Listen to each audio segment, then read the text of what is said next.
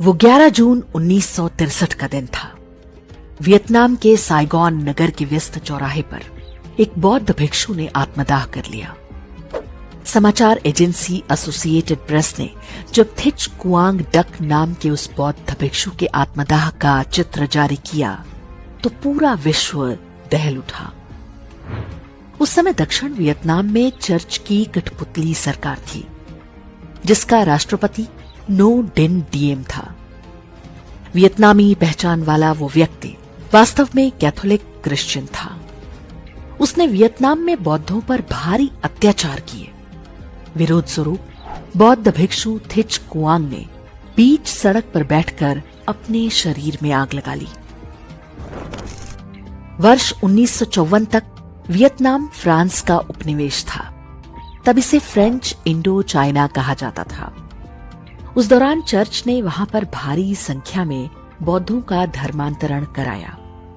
जाने से पूर्व चर्च ने वहां पर अपनी कठपुतली सरकार बनवा दी, जिसका एकमात्र उद्देश्य ईसाई मजहब को फैलाना और बौद्धों का दमन था। एक बौद्ध भिक्षु का ये बलिदान वियतनाम में ईसाई अत्याचारों के विरुद्ध संघर्ष का प्रतीक बन गया। कुछ महीने बाद एक सैनिक विद्रोह में चर्च के उस कठपुतली राष्ट्रपति को गोली मार दी गई।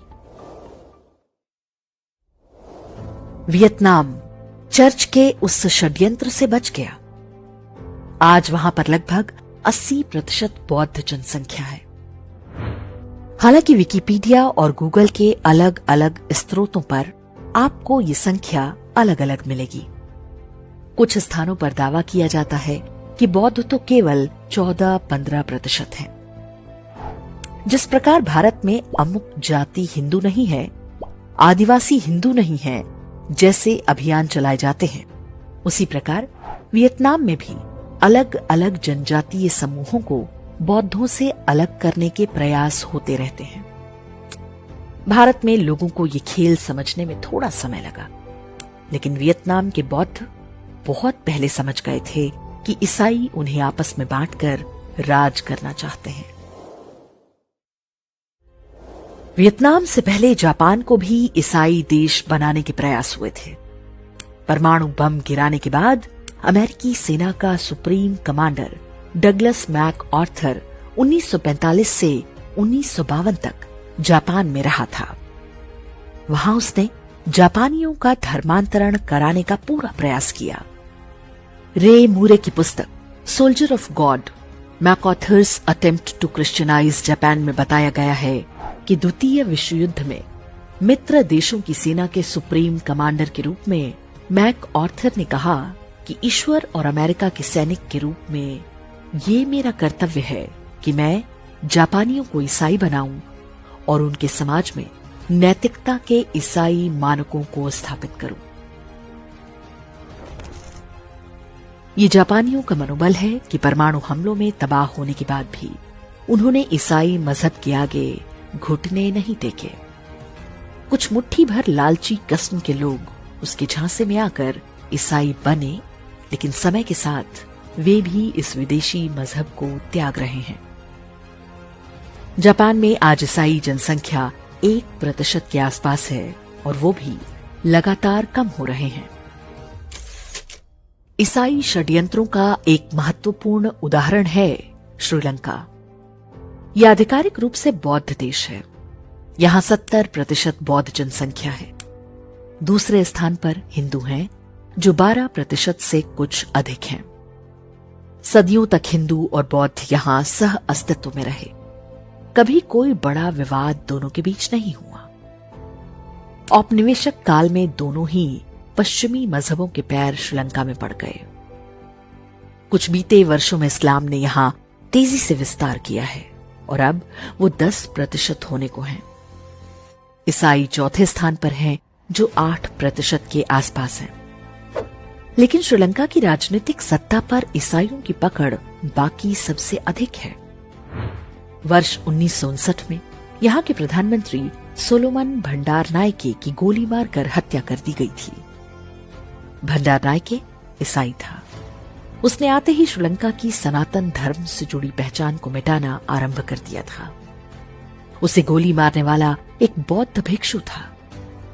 बौद्धों के प्रतिरोध के कारण उनका धर्मांतरण बंद हो गया।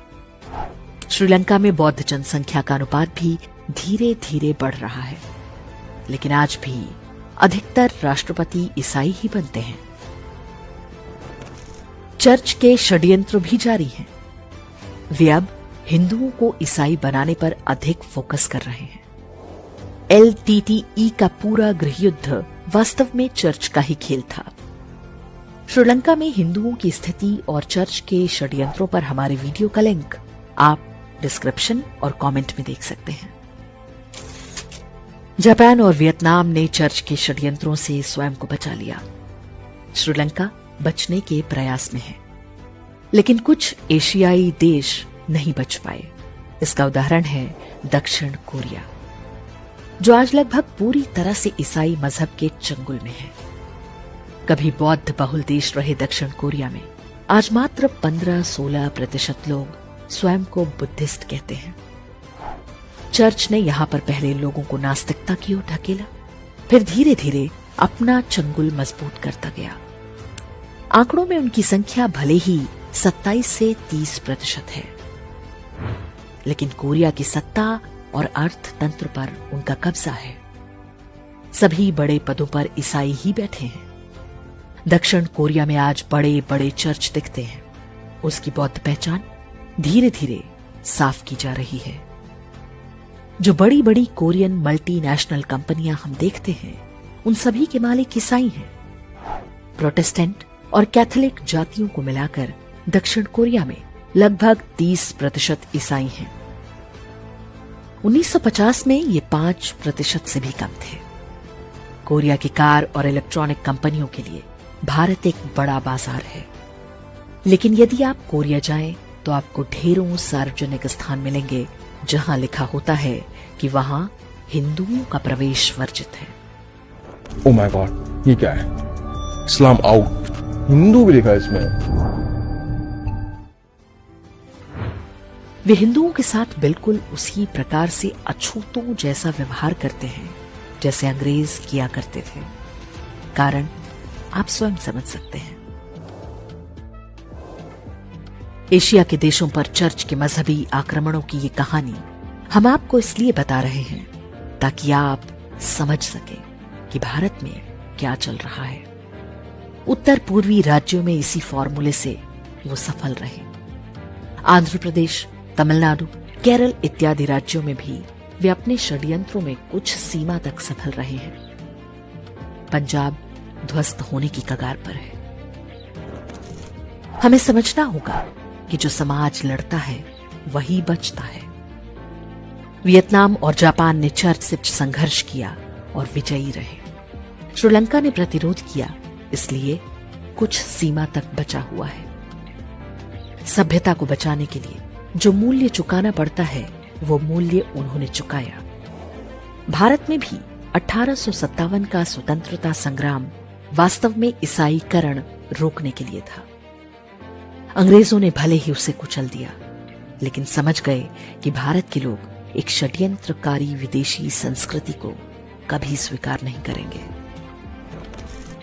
स्वतंत्रता के बाद भारत में जो हुआ वो कल्पनातीत था। किसी ने नहीं सोचा था कि शिक्षा, मनोरंजन और राजनीति की खाल में छिपकर भी वार हो सकता है। उनका लक्ष्य हमारे धर्म, हमारी संस्कृति और हमारी सभ्यता को नष्ट करना है। अब हमें चुनना है कि हम जापान और वियतनाम की तरह प्रतिरोध करेंगे या दक्षिण कोरिया की तरह आत्मसमर्पण।